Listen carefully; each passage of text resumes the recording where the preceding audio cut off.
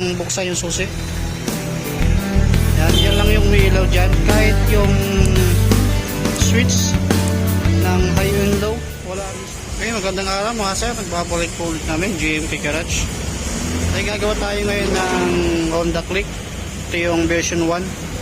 Ito yung unang Click. Ay tuturo ko sa inyo ano yung problema nito. Lapit tayo sa may panel gauge. Dito tayo sa may panel gauge. Issue pala nito mga sir, ayaw na gumana yung kanyang meter, yung kilometer per reading dito, yung kilometer niya, tapos yung tachometer niya, yung RPM, yung speed, hindi na rin siya gumagana. Ang umiilaw lang dito itong kanyang check engine. Tatry natin siyang buksan yung susi. Yan lang yung umiilaw dyan. Kahit yung switch ng high and low, wala rin siyang naka-indicate dito sa may high beam. Tatry natin iilaw. Ayan o, umiilaw. Passing light, meron din siya. Busina, signal light. Ayan, di rin siya nag-i-indicate dito sa may kabilaan.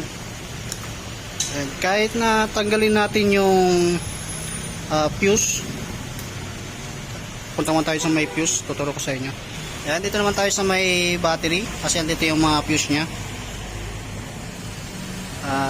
Makikita nyo, nakabaklas na. Ayan, dyan nyo makikita yung mayroon tayo baliktad.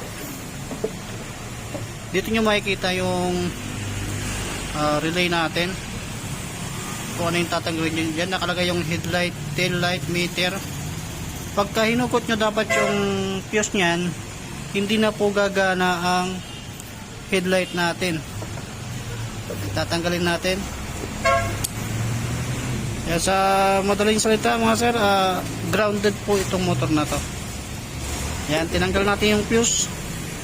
Yung nasa gitna dito sa may gilid, kasi dito yung indicator nya. Yan makita. Yan, meter, tail light, meter. Ayan, isa lang yung fuse nyan. Tapos yung winker, yung signal light. Dapat pagka tinanggal natin yan, dapat totaling wala na yung meter natin. Ay punta muna tayo dun sa may taas, sa may kanyang meter. Ay tatry natin siyang i-on ulit sa susi. Kaya kayo makita dyan, umiilaw pa rin siya. Tapos try natin buksan to. Ayan.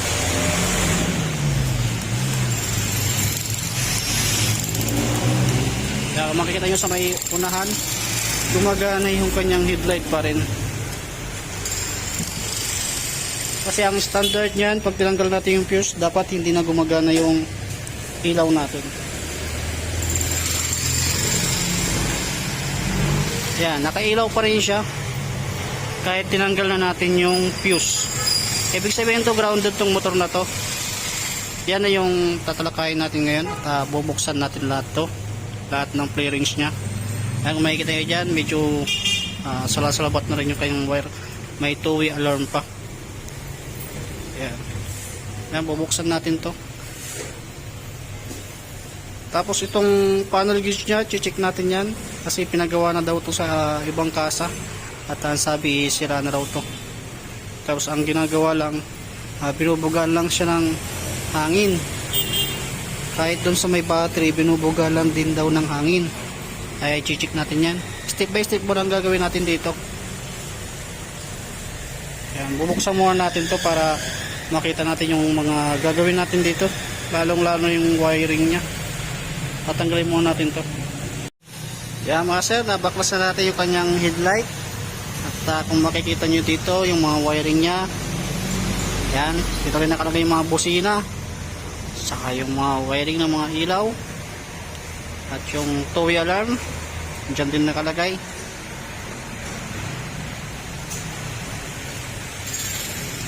Yan, sana salabat po yung kanyang wire. Tapos dito naman tayo sa may bandang baba, sa may kanyang under chassis.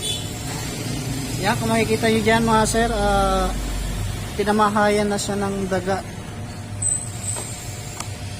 kung makikita nyo dyan, yung mga wire ng ground natin, nangat-ngat na siya ng daga. Lusog ko muna konti. Yan mga sir, oh. Yan. Nangat-ngat na ng daga. Kaya grounded yung ating panel.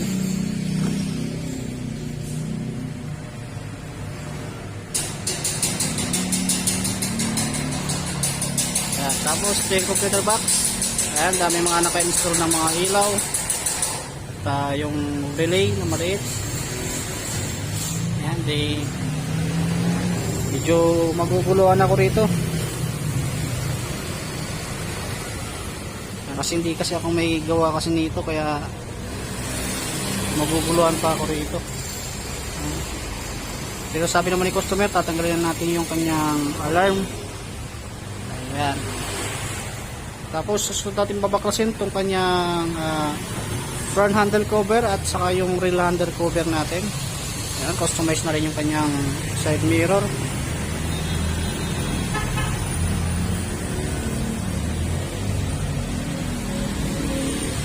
Tapos may mga naka-install dito ng mga ilaw.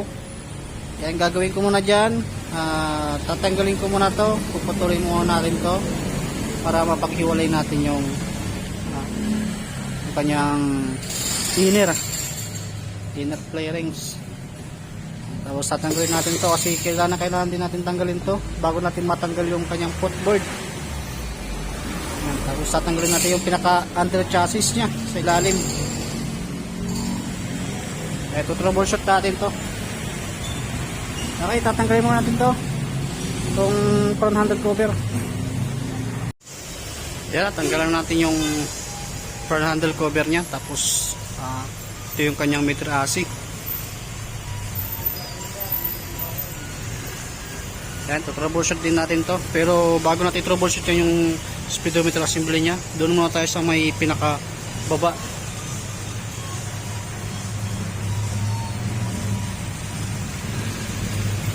Yan, dito muna tayo.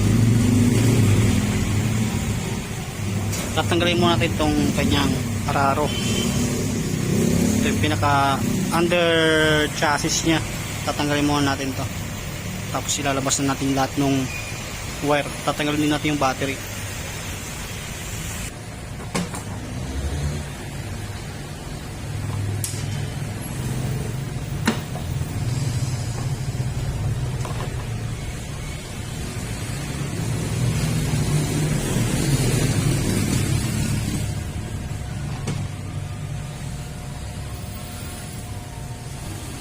Yan, oh, daming pagkain.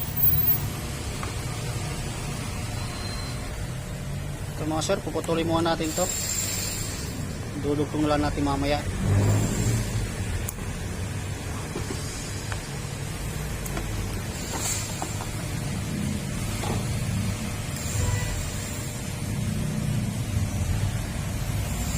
Yan, daming pagkain. Kaya ingat-ingat yung mga wire natin sa pinakailalim dahil dyan yung mga tirang pagkain. Tanggalan natin yung ano, halos masuka-suka ako dun sa ano kasi may patay pa na taga dun sa pinakailalim dito. Under chassis nya may patay pa na taga. Okay, tatanggalin natin itong kanyang battery para mailabas natin yung harness. Iwawiring natin itong kanyang battery harness. Tatanggalin muna natin itong battery. Tatanggalin muna natin to para mailabas natin yung sakit dito. Pero ililis na lang natin to kasi maraming naka-install na mga ilaw-ilaw. Kaya ililis na lang natin to.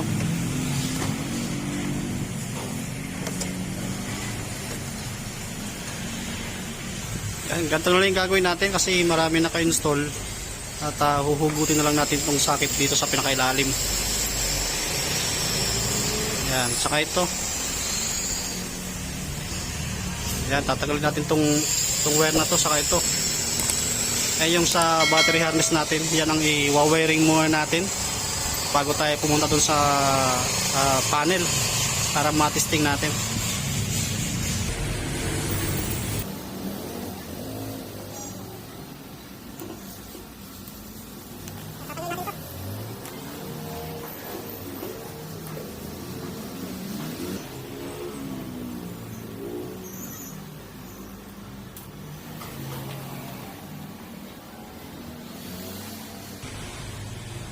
Lalabas natin yan papunta sa baba, itong wire na to. Bago natin mailabas ng wire na to, tatanggalin mo natin yung tornilyo rito sa ilalim para maiangat natin yung footboard.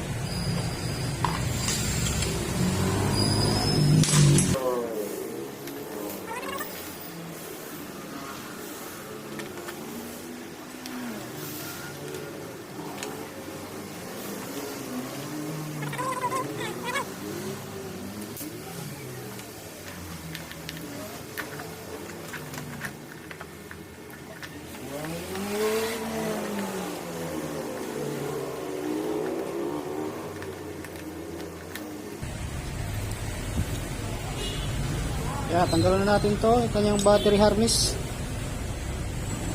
Wawiring natin yan.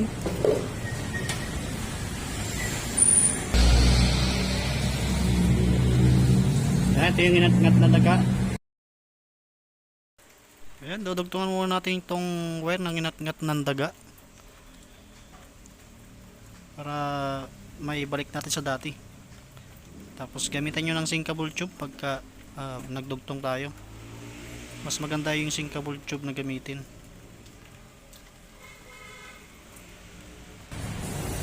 Yan, dito naman tayo. Ito naman yung bubuksan natin. Tatanggalin natin yung kanyang wire. Titignan natin to kung may mga naputol.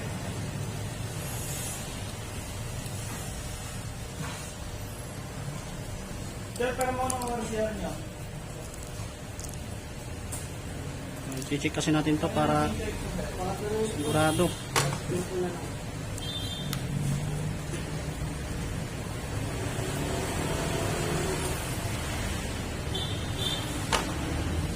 Pag gumagamit kayo ng blade, ingat-ingat lang. Dapat hindi nyo matamaan yung wire natin.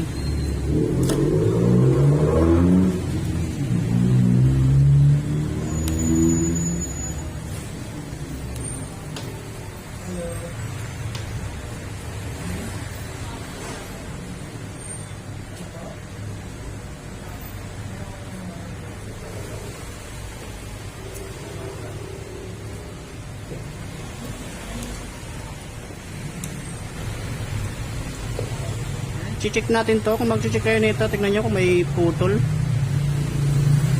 O di kaya gumamit na lang kayo ng test light para ma-testing nyo dito kung may putol, kung may problema yung kuwan natin, speedometer. Babalik ko muna yung fuse. Ayan.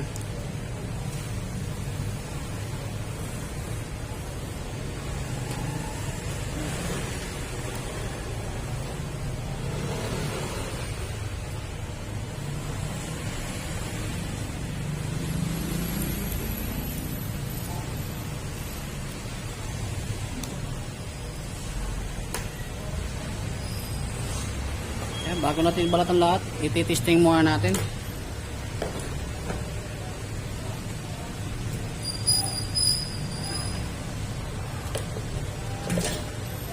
Ibabalik ko muna dito sa battery para testing natin. Kasi madali lang din naman nitong mag-troubleshoot. Pagka ang issue nito yung sa panel. Hindi kasi tulad ng version 2 na nababasa ng tubig. Si version 1 hindi po siya napapasukan ng tubig, kaya imposible na nasisira yung panel mismo natin. Yan, tapos lalagay muna natin to.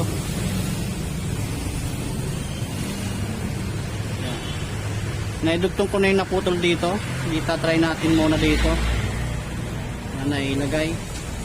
Kasi pagka nagtutroubleshoot tayo nito, dapat step by step muna tayo. Di baling matagalan tayo, basta sigurado.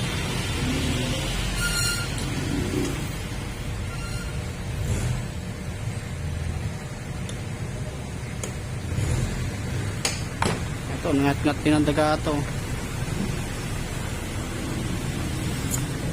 Ayan. Tapos, ibabalik muna natin to sa sakit niya sa pinakailalim.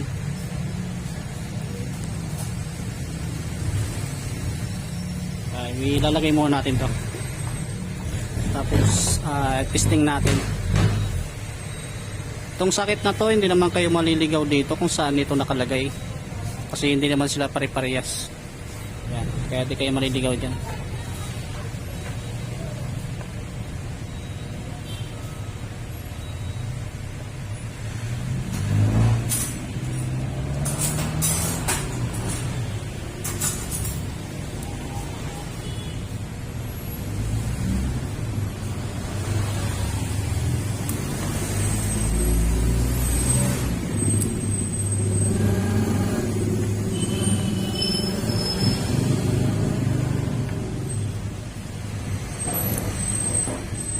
Tapos itong sakit na kulay itim, yan yung papuntang ECU natin sa computer box.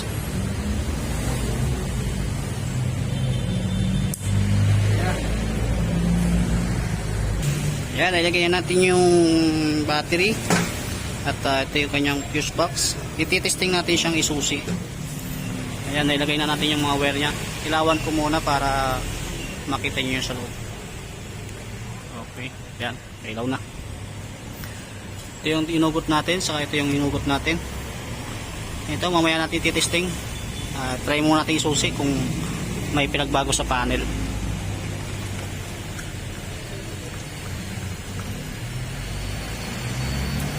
I-ayos ko muna to kasi binaklas ko to eh.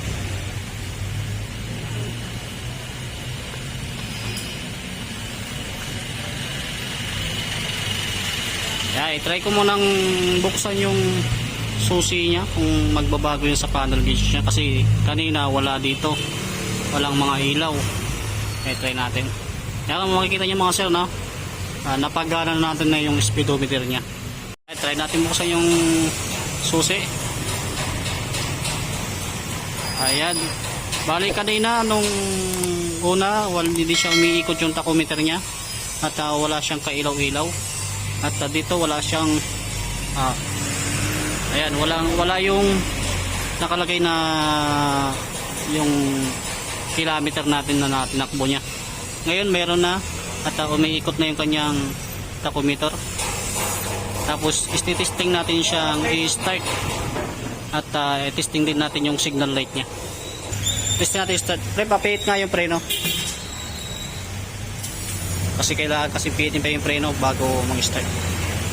Ayan, ititesting natin siyang revolution. Ayan.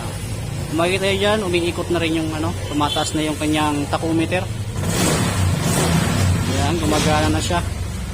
Tapos testing din natin yung kanyang signal light. Kasi tinesting natin yan kanina, bali wala namang nakalagay. Ano mo nga yung signal light.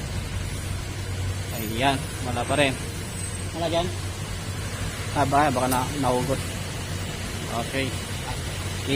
Ikakabit ko muna yung mga tinanggal kasi hindi pa natin mapagana dahil nakahugot pala yung sakit kasi dalawa yung kuwan nito.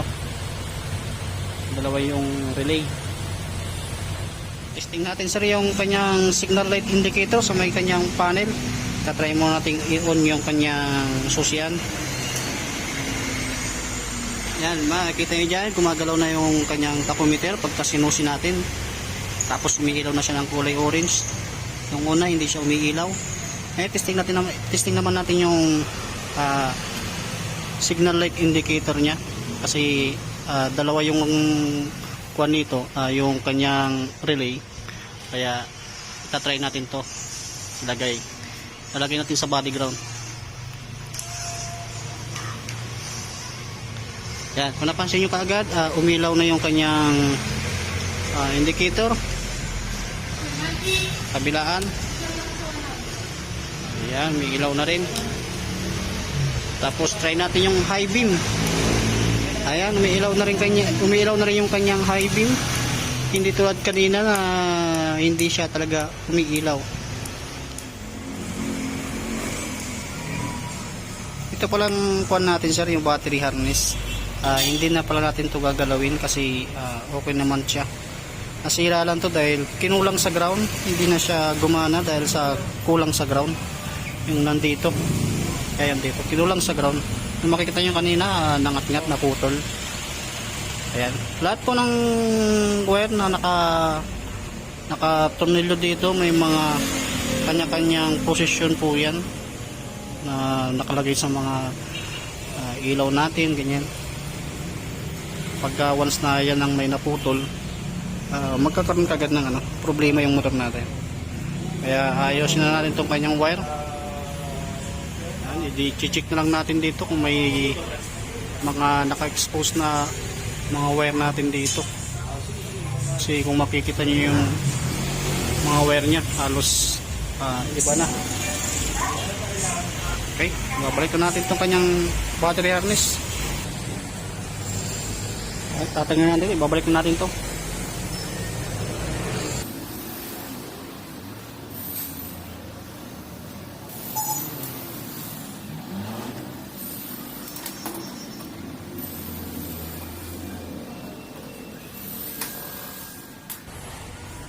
Tapos tatanggalin muna natin to sa pagkakalagay natin doon sa pinakailalim.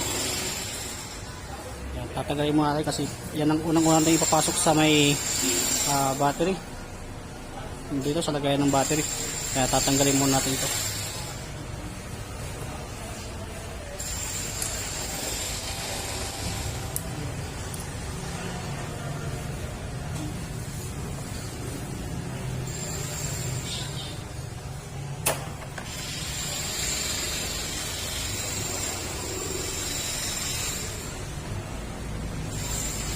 Tapos ito, babalutan natin ng electrical tape.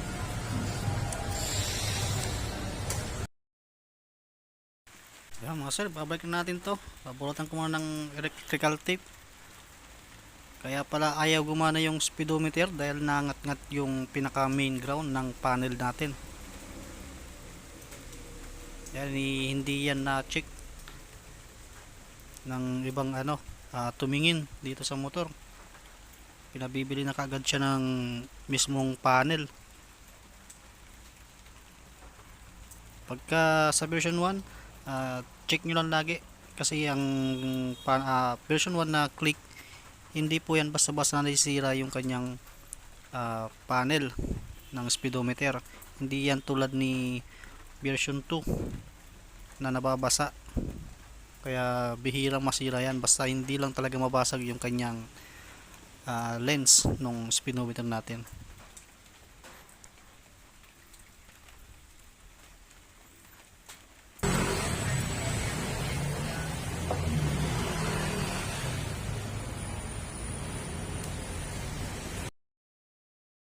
Yan, ibabalik na natin yung inner fender saka yung under chassis nya. Tapos yung mga pinutol na ating wire, na pinutol kong wire. Yan, paidudugtong na natin yan. Yan, malinis na uli yung kanyang inner saka yung under chassis na kanina maraming pagkain saka patay na daga.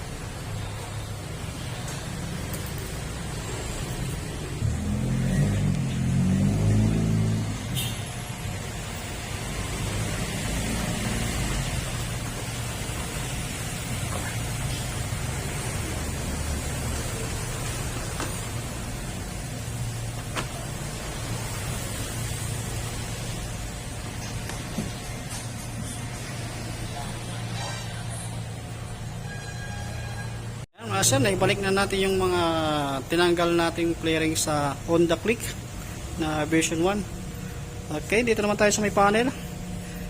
Testing natin. Susin muna natin, susi. Ayan. Ngayon umiilaw na siya. Dati hindi siya umiilaw. Signal light. Yan, dating hindi gumagana. Ngayon gumagana. Try natin i-start. Okay. Ayan, gumagana na yung tachometer niya. Tapos dating wala rin to. Ngayon meron na. Okay, hanggang dito na lang yung ating video. Maraming salamat.